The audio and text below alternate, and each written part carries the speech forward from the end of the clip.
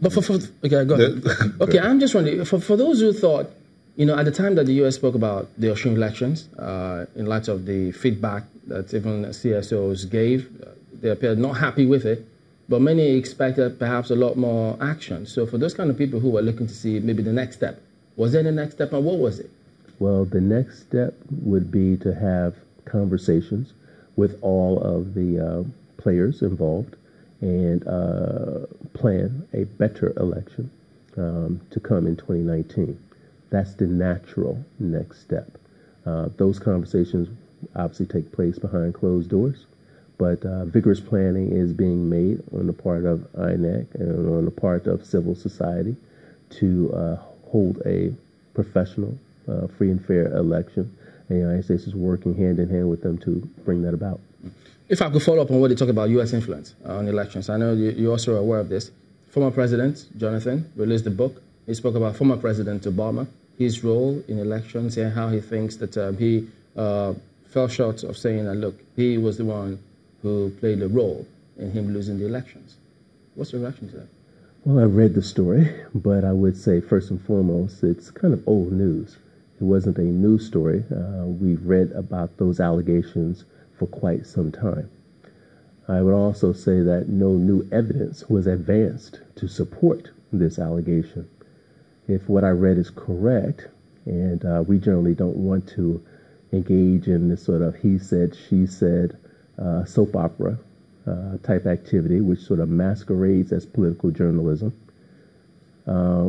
He said that President Obama, in his video statement to the Nigerian people, described a new chapter. And that new chapter he interpreted as being calling for his replacement, that Nigerians should vote for the other candidate.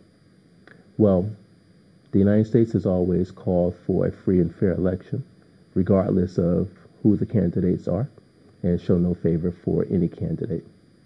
The new chapter that President Obama spoke about was the call for Nigerians to experience a free and fair election, an election free of violence and free of intimidation. Considering the history of Nigerian elections, which you know probably better than me, that would be a new chapter. And to have the Secretary of State come to Nigeria to reiterate those messages that Nigerians should be able to express their will in a free and fair manner is not surprising.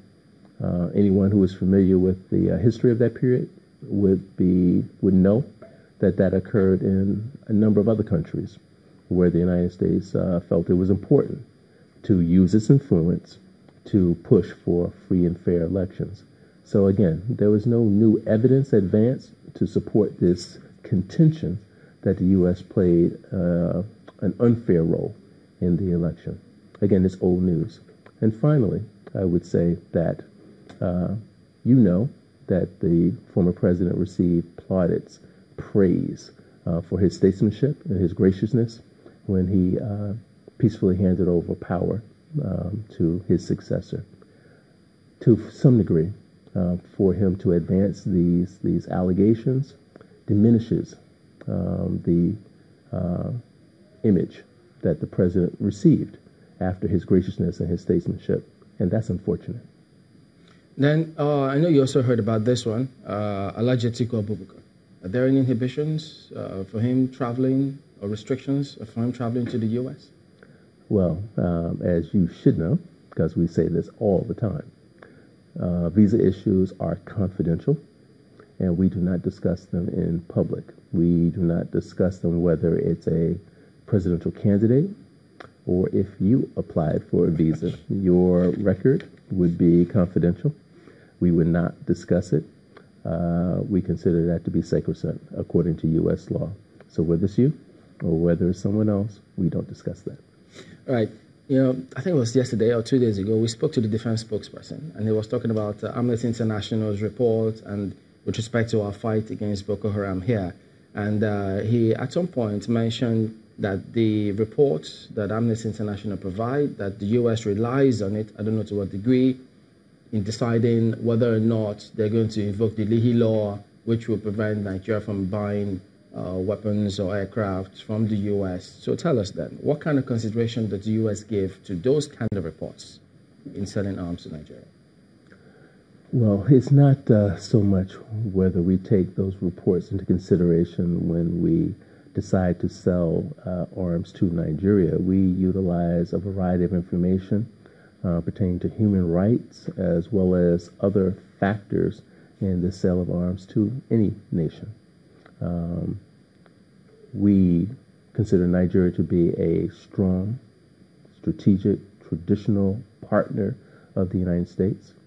When the Assistant Secretary was here, he mentioned that one of the priorities of the United States on the African continent is to work with our partners to advance peace and security.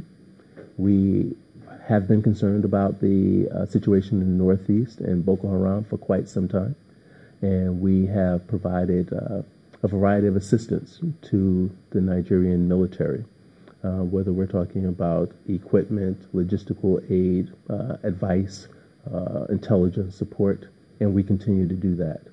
We also, as you know, are the leading provider of humanitarian aid in the Northeast. We see that problem as requiring a comprehensive approach, both in terms of the security factors as well as humanitarian aid, and hopefully long-term solutions to the problems of stability and security there. All right, then, that's a fine place to let it go. Mr. Russell Brooks is the Public Affairs Officer of U.S. Consulate in Lagos. Thank you for coming on this morning. Thank you for inviting me. All right, and we're back in a moment. Stay with us.